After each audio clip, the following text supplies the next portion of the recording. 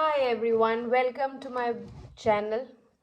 So yes, we are again here with one more video to ace you up with your preparations for the ULLM and LLB. So I am Advocate Stuti Bhandari. So today we would start with Hindu Marriage Act 1955. तो ये act आपका पता ही है आपको, थोड़े question जिससे आपके DU LLB में भी आते हैं और कुछ LLM में भी आते हैं. तो आज हम इसके important sections for the purpose of exam cover करेंगे. सो हम स्टार्ट करते हैं सेक्शन 1 से. सेक्शन 1 इसका टाइटल बताता है ये कहाँ कहाँ पर लागू होता है, किन किन लोगों पे लागू होता है. सेक्शन 2 आपका बताता है एक हिंदू कौन है. सिर्फ वो हिंदू नहीं है जिसे हम बोलते हैं जो हिंदू रिलीजन को मानते हैं, बट शायद आपको पता ना हो, Sikhs, Jains and Buddhist are also included in the purview of Hinduism. Plus अगर कोई चाइल्ड है जिसके दो माता पिता हैं जिसमें से एक हिंदू है एक नहीं है, और if that child has been born and brought up as a Hindu तो वो भी हिंदू कहलाता है. तो ये सारी डेफिनेशंस आपकी जो भी हिंदू की ये सेक्शन 2 में है. Then coming to section 3. Section 3 में आपके दो तीन चीज़ें बहुत इंपॉर्टेंट है. ये बेसिकली डिफाइन करता है चीज़ों को. पहला है आपका फुल ब्लड, हाफ ब्लड और यूट्रीन ब्लड. ये जो रिलेशनशिप होता है आपस में क्या होते हैं, इनकी डेफिनेशंस इंपॉर्टेंट है.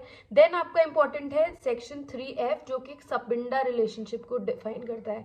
आपको पता होगा you can not marry amongst सपिंडा relationship, so that is a sapinda relation which is three in number from the line of mother and 5 in number from the line of father. So ये आपका 5 in line of ascent होता है from the line of father, 3 in line of ascent होता है from the line of mother.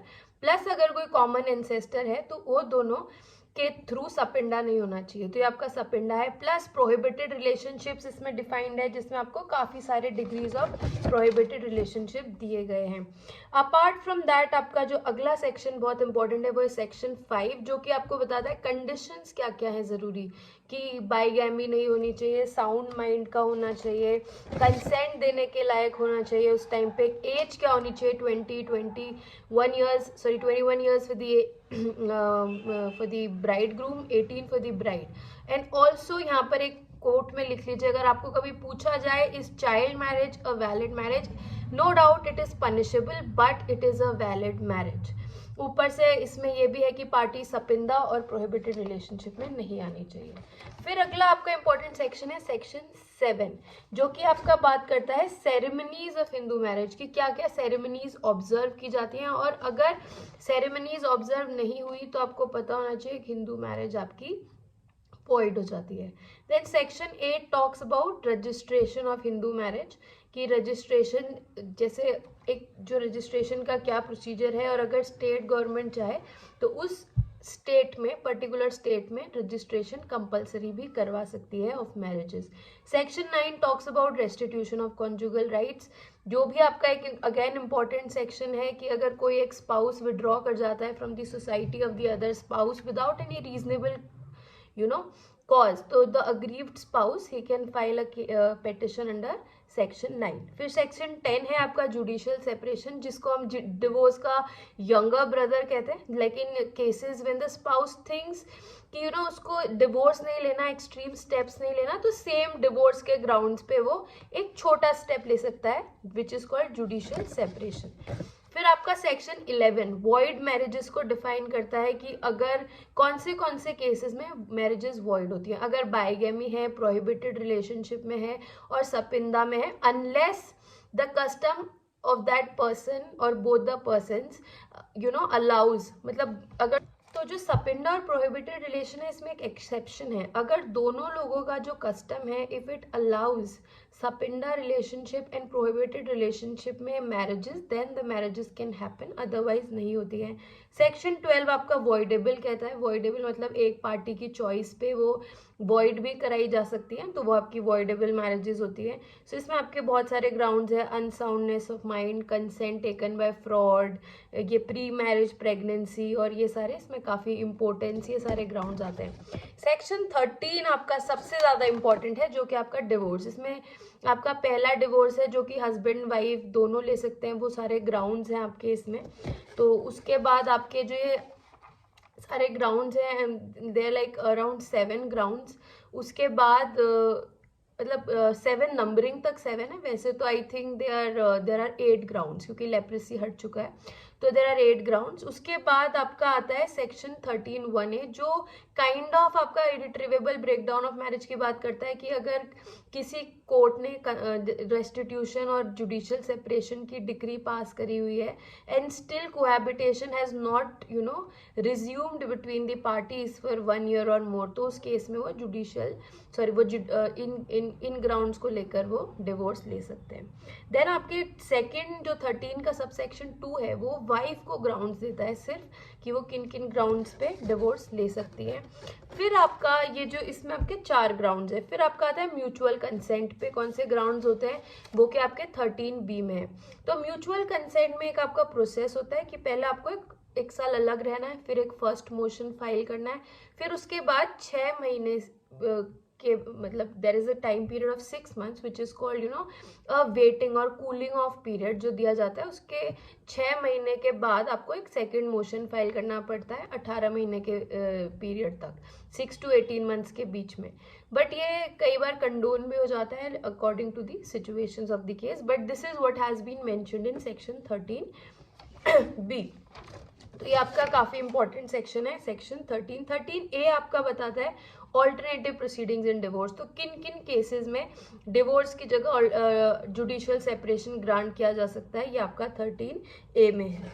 उसके बाद आपका अगला सेक्शन जो इम्पोर्टेंट है वो है सेक्शन 14, जो कि आपको सिंपली एक चीज कहता है कि शादी के 1 साल के अंदर अंदर आप डिवोर्स पिटिशन नहीं फाइल कर सकते हो। अगर बहुत एक्सेप्शनल हार्डशिप है तब वो फाइल हो सकती है, otherwise in normal circumstances it can not be filed. फिर सेक्शन 15 आपका कहता है कि कब डिवोर्स जो आदमी है वो दूसरी शादी कर सकते हैं, व्हेन दे कैन रीमैरी।